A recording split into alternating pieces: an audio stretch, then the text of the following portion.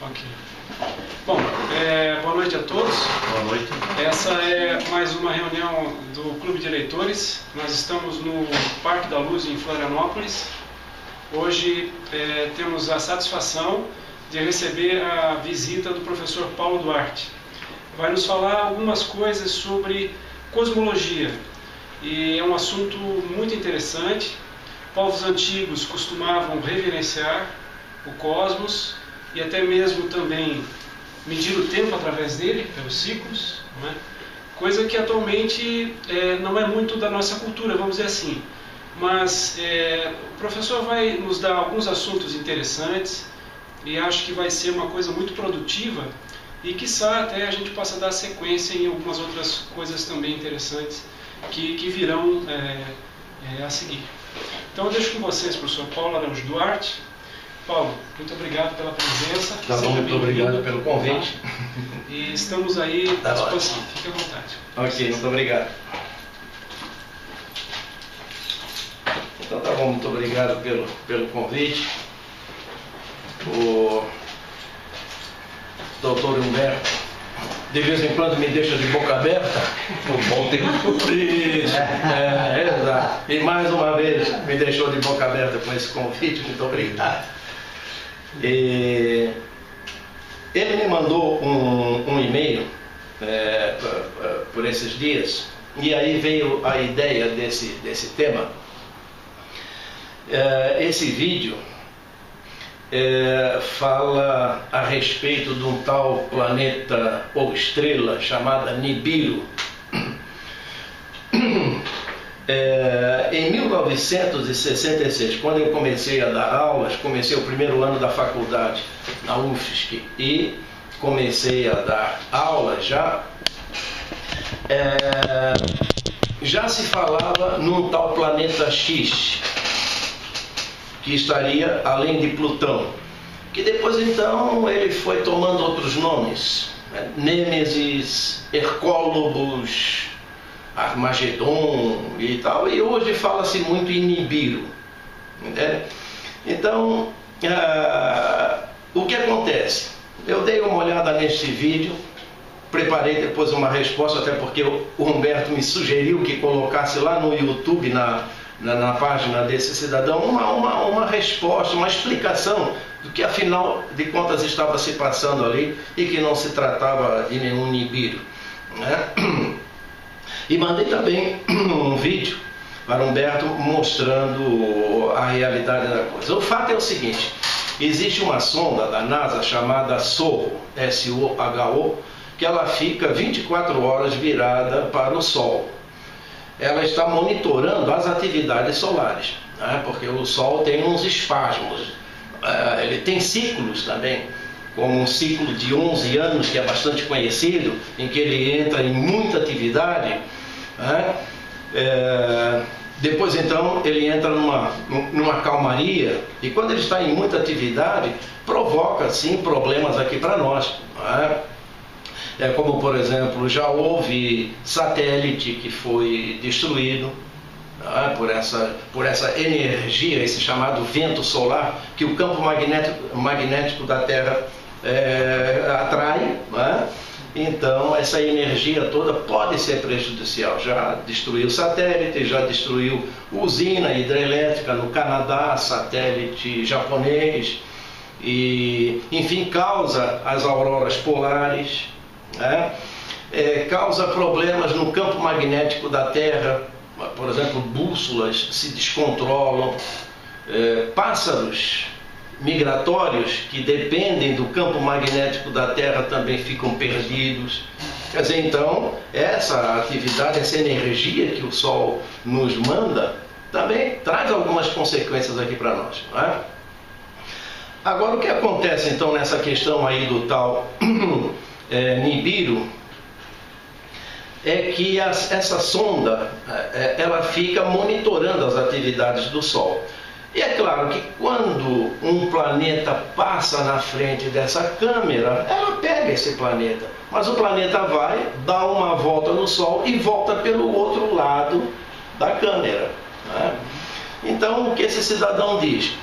Que os planetas entram só da direita para a esquerda, E que aquele que está entrando da esquerda para a direita, ele está vindo no sentido contrário dos planetas e, portanto, ele vai causar uma série de problemas. Inclusive, ele fala agora em dezembro, que seria o tal Nibiru. E ele diz com certeza, ele afirma com certeza, é o tal Nibiru. Bem, então não é. Então eu tenho os dois vídeos ali, se o doutor puder passar. O primeiro é o vídeo do YouTube deste cidadão. É o vídeo número 1, que ele fala, esse que está aí, ó. O mês passado. Vamos lá. Agora, apertando aqui, ele vai carregar as imagens, pode demorar um pouquinho, mas o mais importante que você saiba, olha aqui, ele vai botar aqui, vai surgir aqui no lado esquerdo, como está surgindo aqui, olha. Na velocidade normal, porque está carregando aqui, ó, tem que carregar essas imagens até 2606. Até 2606. Então, aqui está surgindo aqui devagarzinho. Ele vem, ele faz a sua volta em torno do Sol, seu movimento de translação, e aqui ele some. Ele vai sumir aqui na data de 10 de outubro de 2016, quando ele vai sumir aqui da visão, prestem atenção, ele vai sumir da visão do satélite, mas ele continua sentido a Terra, porque a Terra está girando no sentido horário e ele no sentido anti-horário. A Terra gira assim, nesse sentido aqui, e ele no sentido contrário. É simplesmente assustador, não há dúvida que este seja o chamado planeta errante, o planeta que entrou no nosso sistema solar recentemente, que toda a imprensa está comentando, não a imprensa televisiva, que não está comentando, mas na internet você vê esses comentários. Então este, sem dúvida, é o planeta X que está vindo em direção à Terra. A aproximação dizem que até dezembro o caos vai aumentar e muito. Ele provoca aí erupções solares, ele provoca erupções vulcânicas, ele provoca maremotos. Então a situação é caótica. Eu peço a você que pesquise, faça comentário, mas faça comentário inteligente, nada ofensivo, e vou deixar aí os links para que você pesquise, porque as informações que eu estou passando agora neste momento são informações da NASA, ok? São informações realmente precisas. Só que a NASA não diz que é Nibiru. Então eu agradeço a todos por verem o vídeo e continue pesquisando. Muito obrigado, até a próxima. Tchau. Então eu fiz um comentário, como ele pede, que se faça um comentário, né, educado e tal. Eu fiz, até mandei a cópia para o Humberto. E o que acontece é que ele recebeu esse comentário e tirou esse arquivo do YouTube, tirou do ar. Ele tirou do ar. Depois ele botou com um outro endereço, mas eu descobri esse outro endereço, botei novamente o comentário lá. Vamos ver se ele tirou do ar também. Agora vamos ver o seguinte, esse outro vídeo então mostra planetas entrando pela direita e saindo lá na esquerda, e outros vindos da esquerda caminhando lá para o lado direito. Quer dizer, então não tem nada demais, os planetas fazem isso. Por quê? Porque essa câmera, na verdade, quando ela está voltada para o plano da órbita dos planetas. Ela não está aqui em cima, então a gente não vê o planeta girando assim em volta do Sol. A gente vê assim, ó, esse aqui é a órbita do planeta em volta do Sol, nesse plano. Olha, então quando ele entra na imagem da câmera, ele vai entrar pela direita e vai fazer esse percurso. A gente pensa que é um percurso retilíneo, mas não é. Ele está fazendo a curva. Sai da câmera e depois, então, quando retorna pelo outro lado, ele retorna pela esquerda e vem para cá. Então ele fica circulando assim. Olha, então tem planetas que entram pelo lado direito, saem aqui na esquerda, e tem planetas que estão voltando, então entra pelo lado esquerdo e sai aqui na direita. Entende? Então esse vídeo agora mostra direitinho isso que eu procurei mostrar para vocês, que são os planetas girando em volta do Sol. Aqui, ó.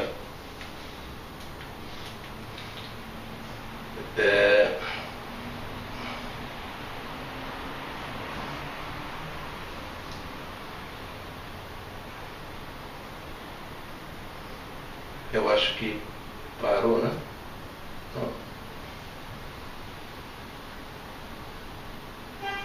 É a rodinha do Windows. No planeta. Planeta Windows.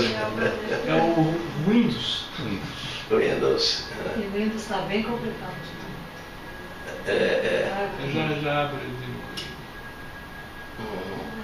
Está sofrendo influência. Já é uma legislação. Já está pegando. Influência do Nibiru. Os telefones estão tremendo a imagem. Tomar cuidado com isso. Aqui, ó. Olha, Olha, tá. O cara vendo então um problema ali a perna.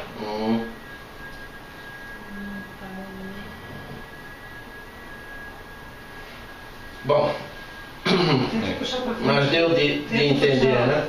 Essas coisas Tenta puxar a régua acontecem. para adiantar o filme.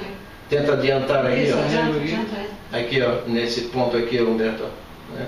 Adianta um pouco. Ele acho que travou. Mas tudo bem. Talvez voltando.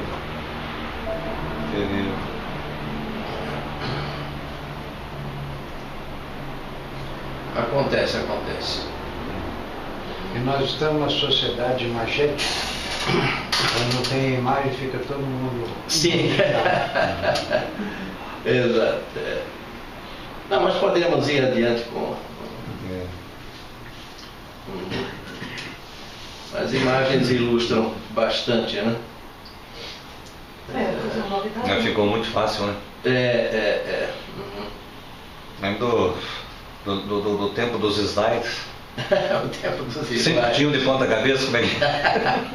Então tá junto. Aí a gente caía todo. Tenta mais uma vez ali. Aí ele vê que chega ali, com paciência. O vídeo é curto? Já correu o vídeo inteiro. Ai, já correu? Então é isso. Ele está em alta velocidade, se pudesse abaixar e depois Ele falou que tem a... você Quer ver? Produzir novamente. Então. Mas essa... Não, mas o planeta entra, ele leva 30 segundos. 30 segundos. Deve ser. Mas ele não passou todo, não. Não, mas não tem problema. Roberto, então podemos ir lá para o PowerPoint, não é? Podemos ir lá para o PowerPoint, não tem problema. E essa é um celular? Não, Essa aqui? aqui eu acho que é um celular. É um Essa filmador. É um filmador. Está filmado, Aí ele está filmando. Muito bom. Pode ir pode ir no quarto de baixo para cima aí. Então vamos lá. Quer dizer, veio a ideia, né? Essa é a produção meu. Com esses vídeos que o Humberto me mandou e tal. Então veio a ideia de falar a respeito um pouco aí de astronomia, cosmologia e tal, e transformações que a Terra irá sofrer. Porque a gente vê que o pessoal fica colocando lá no YouTube, aí pela internet, muita coisa de catástrofe, né? Como esse caso aí, né? Eu vi por exemplo, que pegou essas imagens aí do dito Nibiru, que não era, aquilo ali seria um planeta certamente, e ele ficou fazendo citações bíblicas, parecia ser um pastor evangélico, e ele ficou fazendo citações bíblicas e tal, e aquela coisa toda, e medo para cá e medo para lá. Então existe uma mistura muito grande aí dessas informações e muita gente causando pânico. Até nos comentários daquele primeiro rapaz ali, havia lá um garoto, escreveu muito mal, assim, dava de deduzir a idade dele mais ou menos, ele estava apavorado. porque esse negócio estava entrando no sistema solar e ia acabar o mundo e tal, tal, tal. Então, diga-se de passagem, já acabaram com o mundo muitas vezes, né? Inclusive, 21 de dezembro de 2012, né? Calendário Maia? Calendário Maia e tal. Então, um dos casos mais recentes. Mas já teve gente aí que acabou com o mundo muitas e muitas vezes. Como é que é? E não, como? Quem morreu em Hiroshima foi o fim do mundo com a explosão. Foi o fim do mundo com a explosão. Apocalipse. Exato. Então, ao invés de a gente ficar criando fins do mundo, eu acho que a gente deveria criar novos mundos, né? Novos mundos melhores. Criar uma finalidade para o mundo. Ter uma finalidade, exatamente. Mas uma coisa boa, não é, que pudesse congregar as pessoas e dar as devidas explicações, enfim, tal. Mas congregar as pessoas e criar um mundo novo ao invés de fim do mundo. Então vamos ver ali no próximo. Então nós vamos fazer o seguinte. Isso aqui são algumas manchetes lá do YouTube. Aquele primeiro lá foi o que nós vimos, do Nibiru. A prova científica, veja só, ele fala em ciência, a prova científica. Muita gente usa essa palavra ciência no sentido de dar credibilidade para aquilo que eles falam. E só que não sabe dizer o que é ciência. Usa a palavra ciência, mas não sabe dizer o que é ciência. Mas quando diz que é ciência, dá credibilidade para aquilo que está falando. Só falta dizer que é Jesus que está voltando. Sim, exatamente. Mas tem gente que diz. Urgente, grande terremoto a qualquer momento, voz de trombeta Atenção mundo, chegou o fim, o tempo acabou, Nibiru é real e é considerado segredo de Estado em muitos países. Tal. Então essas coisas vão alarmando as pessoas e não trazem a devida informação. Se quiser associar o tsunami lá no Japão? Sim. Pode, não é? Exatamente. E por aí vai, quer dizer, todos eles colocam essa ideia do Nibiru. Nibiru aqui embaixo, Nibiru, a estrela de Jacó, fim dos dias, tal, Bíblia e coisa. Então, NASA confirma, Nêmesis, a NASA não fala em Nêmesis, em planeta Nibiru, nada disso. Tem essas imagens ali, mas não é a NASA. Eles pegam essas informações e jogam lá e botam o nome da NASA, que é para dar credibilidade. É claro, né? Mas é um pânico geral aí que não tem consistência, digamos assim. Então nós vamos fazer o seguinte, nós vamos dar uma olhada, vamos partir do geral para o particular, né? Dar uma olhada no contexto onde nós estamos inseridos, para depois então chegarmos aqui no nosso sistema solar e depois chegarmos no tal Nibiru. Tem uma explicação para o Nibiru, explicação científica, vamos ver. Então podemos ir lá. Aqui nós estamos vendo uma imagem feita pelo Hubble, o telescópio Hubble, que fica aí a mais ou menos 600, 800 quilômetros de altura, e pegando imagens o mais fundo que puder lá. Essa é a finalidade do Hubble. Então, cada pontinho desse aqui, gente, eu tentei contar, cheguei perto de 200, mas tem muito mais de 500 aí. São galáxias. O que é uma galáxia? Nós estamos dentro de uma galáxia. Galáxia é um negócio enorme que contém tudo isso que a gente conhece de astros aí. Planetas, estrelas, buraco negro, nebulosas, cometa, asteroide, tudo que nós conhecemos e talvez muita coisa que nós não conhecemos ainda tem dentro de uma galáxia. Depois então existe um espaço grande, digamos assim, vazio, e mais adiante lá, a milhões de quilômetros, outra galáxia, outra lá adiante, outra lá, enfim, o universo é enorme. Então, cada ponto desse aqui é uma galáxia, e todas elas afastadas entre si de alguns milhões de anos-luz de distância. Então é uma enormidade. Só para ter uma ideia, a nossa galáxia nós podemos ver. A nossa galáxia é do tipo espiral, né? E nós podemos ver à noite, em condições mais apropriadas, não com a luz da cidade, podemos ver assim um risco esbranquiçado no céu, aquilo ali que é chamado de Via Láctea, né? O caminho leitoso, é a nossa galáxia, é um braço da nossa galáxia. Quer dizer, nós estamos num braço e estamos enxergando outro braço. E daí a dedução que a nossa galáxia é do tipo espiral, porque é o tipo mais comum de galáxia, é a galáxia espiral. Para ir de um ponto a outro da nossa galáxia, se nós dispuséssemos de uma nave que viajasse na velocidade da luz, ou próximo, né, da velocidade da luz, levaríamos 100.000 anos para ir de um lado ao outro da nossa galáxia. Quer dizer, é uma enormidade. Imagine viajando 100.000 anos pelo espaço numa nave para ir de um lado. É a infinidade mesmo, é a infinidade. Como? É a infinidade mesmo. Sim, é uma infinidade mesmo, né? E a nossa galáxia ainda não é das maiores, não é? Então, nós estamos dentro de uma galáxia. Quer dizer, se alguém estiver olhando de lá, de uma dessas na direção, está enxergando também um pontinho desse, que é a nossa galáxia aí pelo espaço. Podemos ir lá então. Vamos ver no próximo aqui. Aqui, por exemplo, eu peguei essa imagem, que é de uma galáxia que faz parte de um catálogo chamado Catálogo Messier. Então ela é o número 51. É uma galáxia parecida com a nossa. Veja, ali eu acho que dá de ver, né? Assim, uns riscos assim nos braços, né? É espiral, né? Espiral. Ela está a 25 milhões de anos-luz daqui. Então nós estamos vendo que ela era há 25 milhões de anos atrás.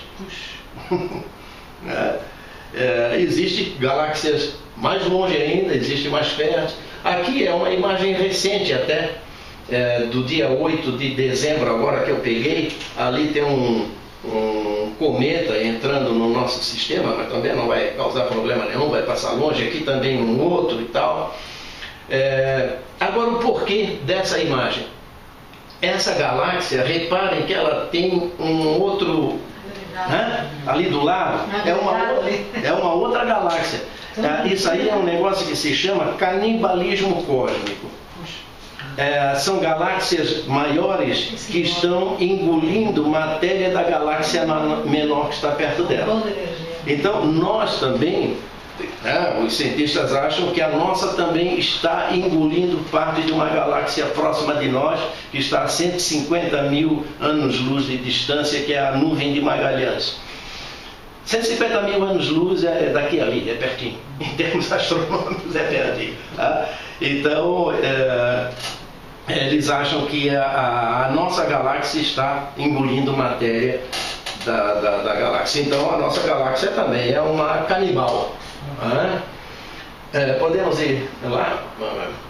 E a nossa galáxia, com essa nuvem de Magalhães e mais outras galáxias de Andrômeda e outras e tal, mais próxima aqui de nós, mais ou menos umas 30 a 40 galáxias, estão interagindo entre si e formam um grupo. Esse grupo aqui, a que nós pertencemos, é chamado então de grupo local. Depois então existe um outro espaço, assim, mais adiante um outro grupo, um outro grupo, um outro grupo. Quer dizer, nós não conseguimos imaginar essas distâncias, né? Mas são distâncias enormes. Claro, isso aqui foi uma armação que eu fiz só para ilustrar. O grupo local não é, nunca ninguém conseguiu ver o nosso grupo local lá de fora, porque nunca ninguém foi lá fora. Mas só para ilustrar, né? Podemos ir lá? Para termos uma ideia do Sol, já estamos chegando no nosso sistema solar, termos uma ideia do tamanho do Sol. Essa aqui é a distância Terra-Lua, tá certo? Então o Sol tem um diâmetro equivalente a 3,5 vezes a distância Terra-Lua. Dá 1.390.000 quilômetros. É o tamanho do Sol. Então a Terra cabe milhares de vezes aí dentro do Sol. É uma coisa muito pequenininha, né? E o Sol não é das maiores estrelas, não. Ele é grande aqui para nós, né? Por causa das influências, da luz, calor que nos manda, tudo mais. Mas não é das maiores. Vamos ver no próximo slide aí. Aqui está o Sol. Essa bolinha que está aqui, é o Sol. Agora vejam. As outras são outras estrelas. A estrela Sirius, que não está muito longe, está só a 8 anos-luz de distância de nós, é um pouco maior que o Sol, Pollux, Arcturus, Rigel, Aldebaran, já são estrelas bem maiores que o Sol. Agora vejam, o disco de Antares, que é uma estrela que pertence à constelação do Escorpião. E vejam Betelgeuse, essa que está aqui, em relação ao Sol. São estrelas enormes, né? Então, o Sol não é das maiores estrelas não, do nosso universo. Mas o Sol está queimando matéria, ele está queimando a sua massa e transformando em energia. E quando a estrela, o Sol é uma estrela como qualquer outra, e toda estrela que vai queimando a sua massa, o hidrogênio basicamente, vai se transformando em hélio mais leve e vai vindo para a periferia, essa estrela vai crescendo de tamanho. Então, o Sol vai aumentar sim de tamanho e provavelmente irá atingir Mercúrio, Vênus, Terra e Marte. Ora, então falando em transformações que a Terra irá sofrer, já podemos deduzir que quando o Sol chegar nas proximidades de Vênus, por exemplo, que está logo ali, não precisa chegar na Terra e engolir a Terra, porque muita coisa já se passou por aqui. E essas coisas são gradativas. Os climas, então, vão mudando gradativamente e toda a vida existente no planeta vai se adaptando, porque vai ficando cada vez mais quente. Mas isso é algo para daqui a 5 bilhões de anos. Não, só com avisar lá para a Mané e para a Lacé, que uma vez que eu fiz uma palestra com o senhor, uma mulher desmaiou. Quem? Quem desmaiou? A mulher falou, daqui a 5 bilhões de anos, quem vai te queimar? Meu Deus! E ela sofria de baixa estima. Baixa estima, né? Baixa estima. Nossa, vou estar na flor da idade. Quem está usando esse planeta Magalhães, tudo isso aí, eu comecei a pesquisar sobre os índigos agora, essas crianças índigos aí, coisa, né? Que estão vindo de outro planeta, de outra galáxia. Então, o Divaldo Franco, nas pronúncias dele, ele tem usado muito o nome desses aí, justificando a vinda de seres de lá, que, né? Pois é. É uma coisa, eu acho que eles estão muito mais absurda do mundo. Então, eles convencem as pessoas. Não, eles convencem. Amedrontam todo mundo. Uma vez eu dava uma fala para uma instituição filosófica aqui, meio mística, filosófica e tal, aqui de Floripa, lá no planetário, né? Eles pediram uma sessão especial para eles. Eu fui lá à noite e tal. Depois então teve um cidadão assim que me perguntou, eu estava com o céu projetado no planetário, ele me perguntou, onde fica a estrela Vega? Eu digo, ela está ali. Então eu apontei, ela estava aparecendo, ela está ali bem na frente. Ah, sim, é porque eu sou de lá.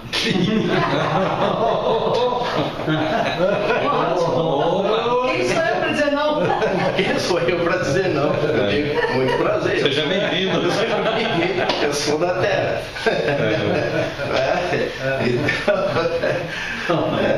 Você fica a história da Terra para ver se ela é tão melhor, né? Pois é. Então tem essas coisas todas, né? Que a gente vai passando, mas a gente respeita, é claro, né? Claro. Opa! Bom, então estamos chegando aqui. Né? Dentro do nosso sistema solar, nós temos um cinturão de asteroides. O que é um asteroide? Asteroides são pedaços de pedra, de vários tamanhos. Vários tamanhos. Entre Marte, a órbita de Marte e Júpiter.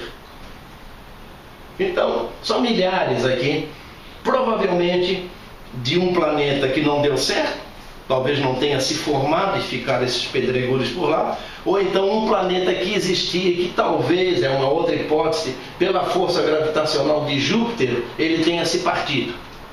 E ficaram esses pedaços aqui. Cinturão de vocês estão asteroides. entrando na contramão daquele que nem aquele ali e tenha chocado com ele. Como? Ou tem um que esse que está entrando na contramão ali tem esse.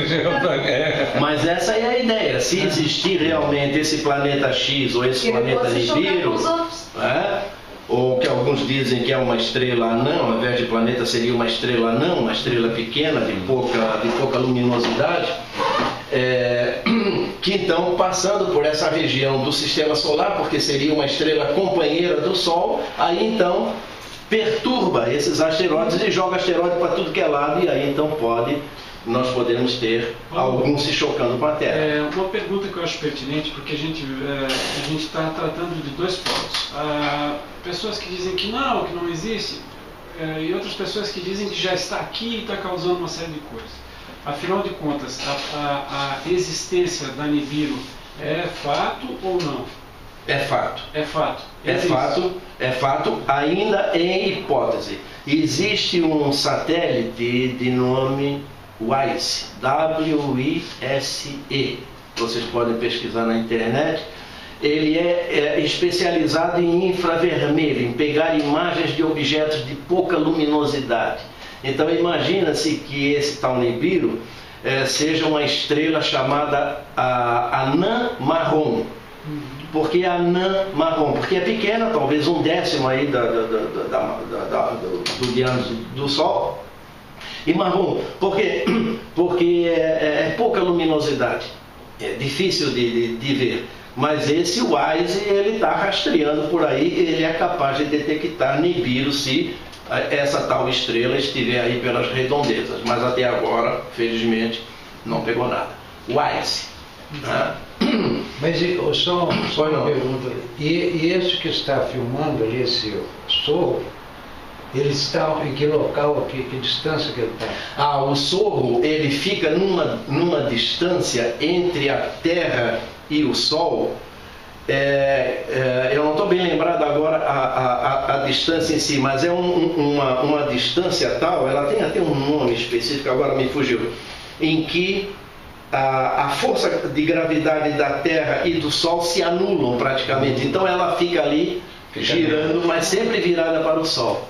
Entendeu? Eu não me lembro agora. Não fica entre a Terra e o Sol, não passando por Marte, não. Não. Aqui está a órbita da Terra, essa aqui. Né? Digamos, Mercúrio, Vênus, aqui está a órbita da Terra. Então fica entre a Terra e o Sol. Entre a Terra e o Sol. Não chega, né? Ultrapassar a Terra. Isso. Tá? Fica aqui assim, entre a Terra e o Sol, tá? Então ela fica ali, sempre virada para o Sol e monitorando as atividades solares. Porque a gente acha que o Sol, isso já é comprovado por estatísticas, que o Sol tem atividades, como eu falei, a cada 11 anos. Atividades maiores, e depois então ele entra numa fase de menor atividade, por 11 anos também. E também o Sol teria períodos assim de máxima atividade e de mínima atividade em períodos mais longos, como por exemplo 90 anos, 100 anos, 500 anos, coisas desse tipo.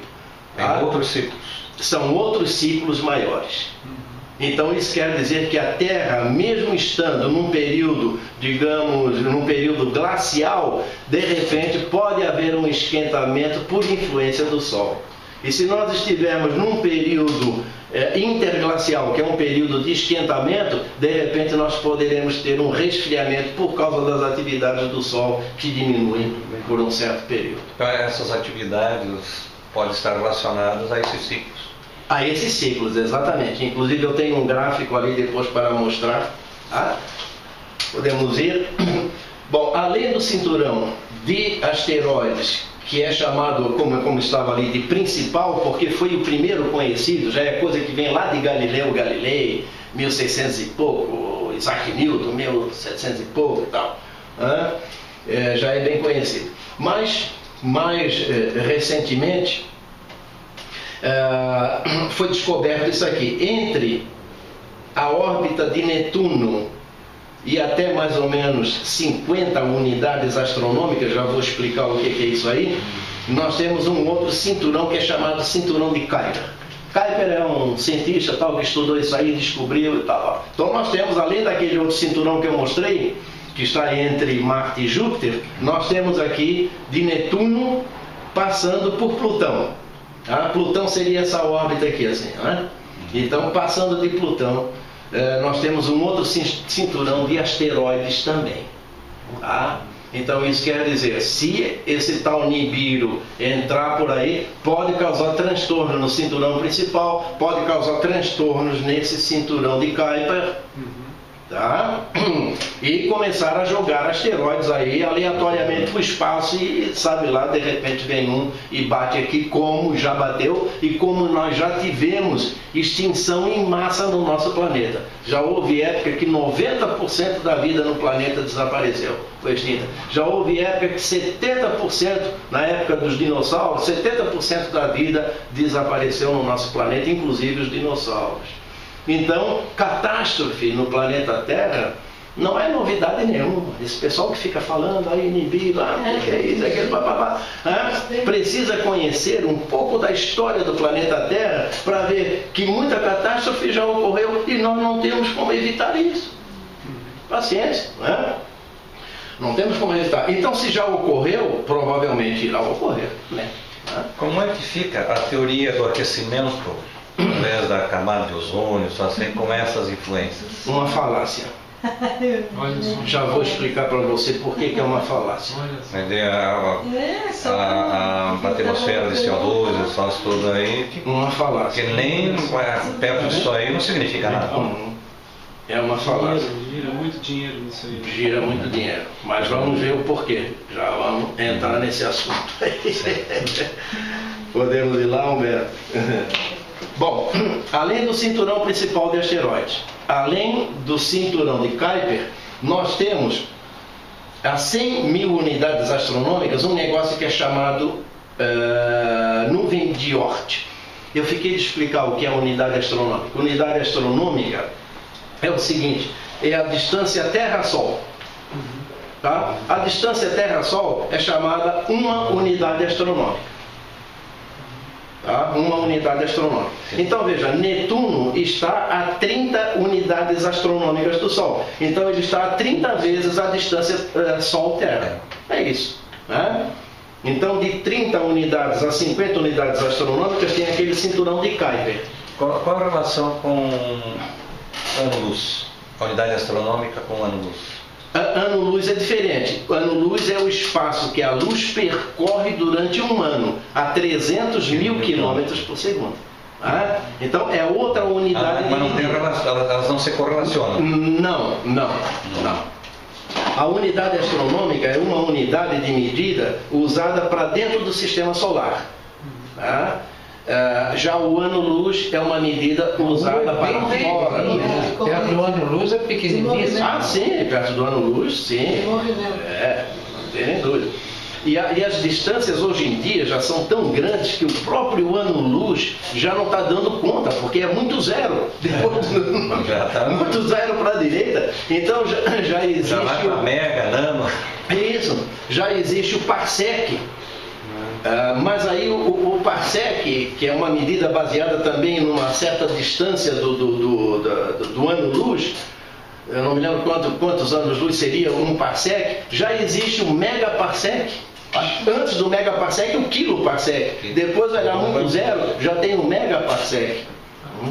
Então as distâncias no universo são enormes. Que é 10 na sexta, 10 na nona e assim. Exato. E se você fosse colocar os zeros, seria uma quantidade muito grande de zeros. E é difícil, então, para a nossa mente imaginar essas distâncias astronômicas. O nosso cérebro, a nossa mente não consegue imaginar tanto zero depois do número. Essas distâncias são muito grandes. Então, por essa razão, a unidade astronômica facilita as coisas, porque se a gente fosse botar em metros ou em quilômetros, já ficaria muita coisa também. Então, veja, a nuvem de Oort é uma região a 100 mil unidades astronômicas do Sol, que é composta por muito gelo, poeira, gelo, cometas, porque o cometa é uma bola de gelo e de poeira. E considera-se que os cometas são originários dessa nuvem de Oort. E qual é a importância do estudo da nuvem de Oort? É que ela seria o resquício primordial daquela matéria, daquela nebulosa que deu origem ao sistema solar. o sistema solar foi se formando aqui no meio, a matéria foi sendo concentrada, deu origem à estrela, fissão nuclear, aquela coisa toda, tal. O material que ficou em volta da estrela foi formando os planetas, e o sistema foi se formando, devagarinho foi indo, e restou aqui nessa região aquela nebulosa, aquela parte toda que estava bem longe lá, ficou por lá. Então estudar a nuvem de Oort é interessante porque seria o resquício, né? O material primordial. Por isso é tão importante o estudo dos cometas. Porque nós estaríamos chegando naquela matéria primordial do sistema solar, né? Que deu origem ao sistema solar. Bom, 100.000 unidades astronômicas. Então, é essa a estrutura assim, do sistema solar que eu gostaria de passar para vocês, para nós então chegarmos na tal estrela anã marrom, Nibiru, Nêmesis e etc, etc. Né? Então veja, aqui, claro, né? só um esquema, né? Há um esquema de essa estrela anã marrom formando um sistema duplo de estrela com o Sol. Mas como isso é muito comum no universo, é muito comum a gente ver estrelas duplas, assim como existem estrelas triplas, quádruplas, etc. São estrelas que estão girando em torno de um ponto comum, né? E as estrelas duplas são muito comuns. Então, se é tão comum assim, pode ser que o Sol seja parte de um sistema duplo também, com essa tal de estrela anã marrom, que leva 26.000 anos para completar a sua órbita e passar novamente aqui pela região do Sol. Professor, a precessão, nós estamos numa era precessional, né, de 25.920 anos, né? Isto, tem a ver com, porque a conta quase fecha, 26.000 para 25.920, tem a ver com precessão dos equinócios? Não. A precessão, eu acho que isso aí, já me perguntaram também, mas isso aí eu acho que é uma coincidência só, é uma coincidência. Tu achas que por esses valores, assim, de 25.000 anos, porque esses 25.920 ou menos 26.000 anos, aquelas contagens cíclicas que povos antigos já faziam, né, vem talvez daí alguma coisa que se conhecesse a respeito, numa tradição oral que se foi passado? Relacionado com o Nibiru, eu acho que não. Acho que não. Já me falaram alguma coisa assim, mas eu nunca achei relação com isso aí. Eu acho que é uma coincidência, né? Esse movimento de precessão é um dos movimentos, dos 15 movimentos que a Terra executa no espaço, né? É como se fosse um peão. É isso, você roda o peão no início com bastante força, ele fica como se fosse parado, mas ele vai perdendo a força, daqui a pouco ele começa a balançar e tal. Então o movimento de precessão que o Dr. Humberto fala é justamente isso. É um movimento parecido com o peão quando está perdendo a força, que leva esses 26.000 anos. O peão está bem lá. Mas que pode ter relação com mudanças climáticas. Os movimentos da Terra também causam essas mudanças climáticas. Né? Na época que se falava do fim do mundo, né, em 2012, para as pessoas que faziam essas fantasias, aí os cientistas vinham dizer que tinha esse movimento de precessão. Um movimento de precessão. E eles falavam que não, que era esse movimento, e alguns diziam que era o tal do fim do mundo. Né? Eu me lembro de ler alguns artigos sobre isso, essas explicações. Né? Mas o calendário maia, ele tinha várias eras, várias etapas, e o calendário maia também não era só um, havia vários calendários maia e tal. Então resta saber em qual calendário que eles se basearam. Também tem muito pouco conhecimento da tradução desses calendários. Né? Sim, também tem isso. Da interpretação de quem leu aquilo. Agora, o calendário maia que dizia que em 21 de dezembro tal, haveria o final de uma era, não significava final do mundo. Sim, Final de uma era. Agora, que era essa aí? É que não se sabe. Né? Porque, por exemplo, nós vamos terminar agora, dia 31 de dezembro, vamos terminar uma etapa do nosso calendário, que é o final do nosso ano. Agora, terminou o ano, mas não significa que vai terminar o mundo, vai acabar o mundo, não é o fim do mundo, é o fim de uma era, é o fim de uma etapa. Depois começa outra e assim por diante, né? Então era o caso do calendário maia, não tinha nada de fim de mundo. Não.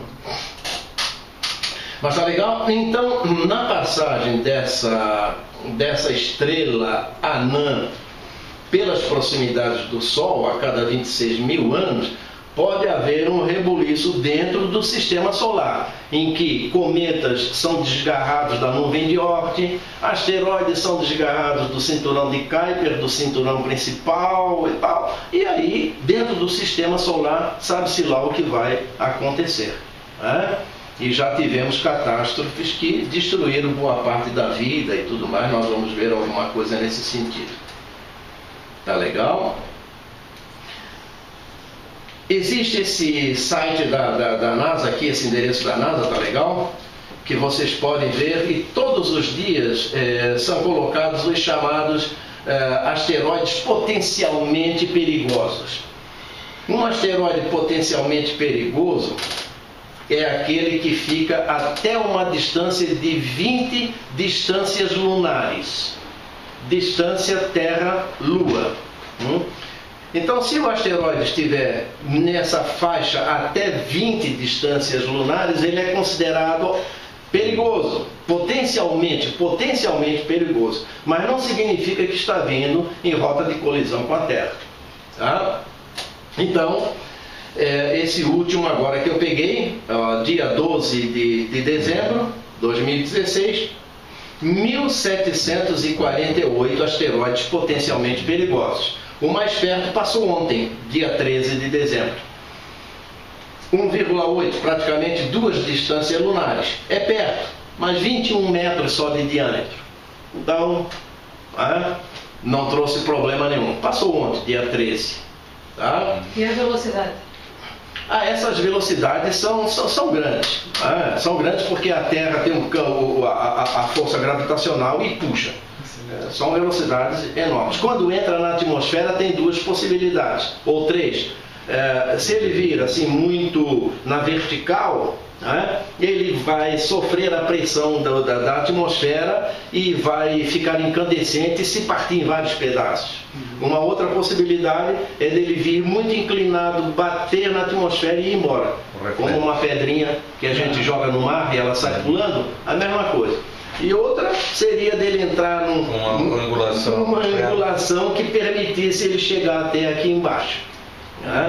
Mas como o planeta Terra tem 71% de superfície de água, então a grande probabilidade é de cair no mar e não na Terra. Além disso, na própria Terra, nós temos um grande percentual de áreas desertas. Então a probabilidade de um astro bater numa área deserta ou no oceano é muito grande do que numa cidade. O maior deles vai ser em janeiro, no dia 26. Vejam que todos eles têm seus números, seus códigos aqui, então é tudo já controlado, dia 26 de janeiro. 2,8 quilômetros, passando a 62 distâncias lunares, portanto, bem longe daquilo que a gente pode dizer potencialmente perigoso. Esse vai ser em janeiro, no próximo ano, dia 26, ok? E aqui, todo dia, vocês podem dar uma olhada, que tem essa tabela e outras coisas por lá.